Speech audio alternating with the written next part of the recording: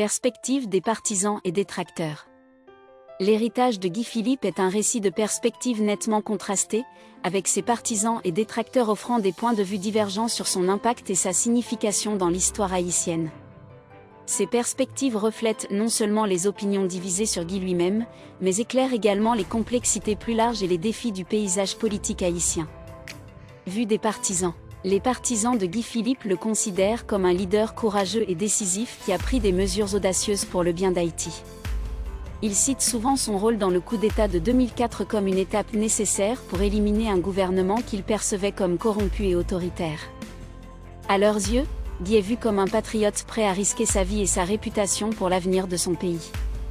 Ses partisans admirent également son assurance et ses qualités de leader, le considérant comme une figure capable d'apporter stabilité et ordre à une nation en proie au chaos et à la dysfonction.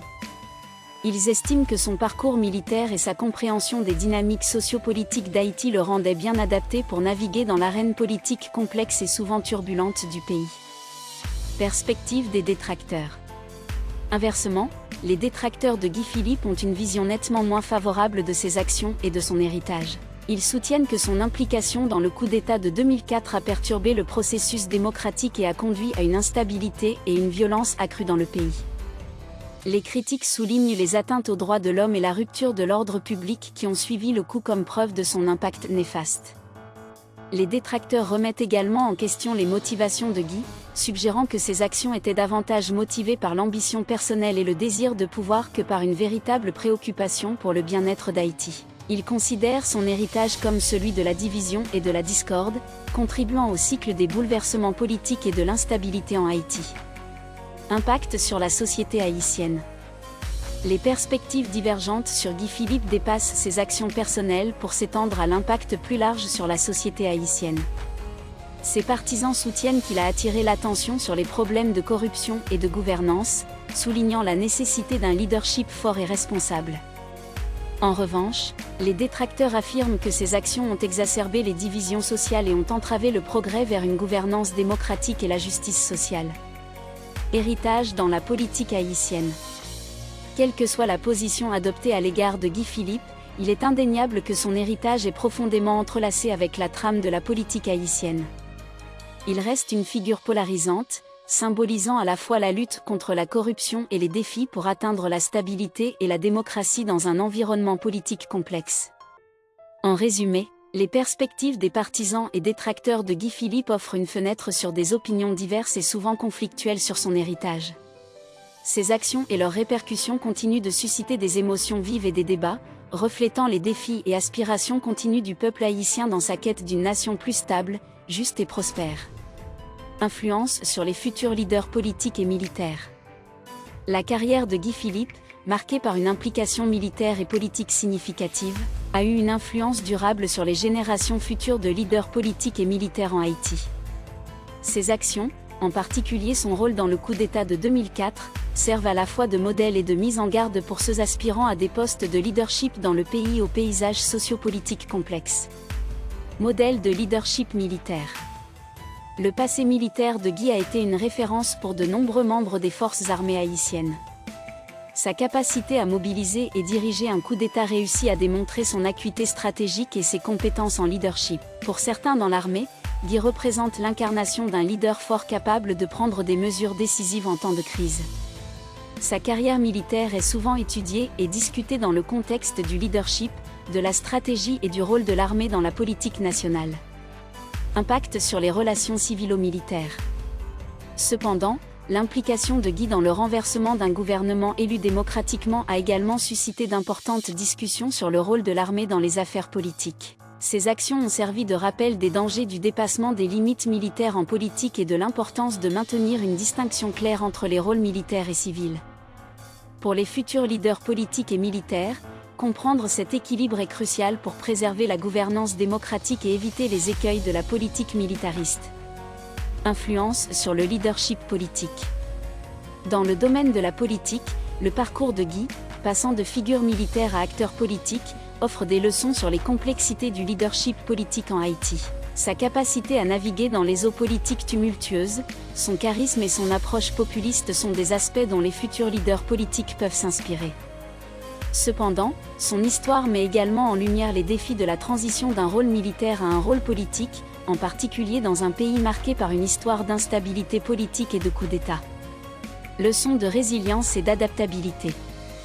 La résilience de Guy face aux défis légaux et politiques, et son adaptabilité dans divers rôles, offre des leçons précieuses pour les futurs leaders. Sa capacité à maintenir son influence et sa pertinence, même face à l'adversité, souligne l'importance de la persistance et de la pensée stratégique en leadership. Considérations éthiques et gouvernance. Enfin, la carrière de Guy Philippe soulève des questions essentielles sur l'éthique et la gouvernance. Les futurs leaders doivent se confronter aux implications éthiques de leurs actions et décisions, surtout dans un pays où les lignes entre ambition politique, service public et gains personnels peuvent souvent être floues. L'héritage de Guy rappelle la nécessité pour les leaders de prioriser les intérêts de la nation et de respecter les principes démocratiques et l'état de droit.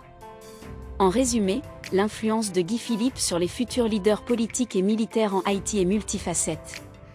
Bien qu'il fournisse un modèle de leadership fort et de réflexion stratégique, sa carrière met également en lumière l'importance cruciale d'une gouvernance éthique, des dangers de l'implication militaire en politique et des complexités du leadership dans un pays comme Haïti. Réflexion sur les droits de l'homme et la justice.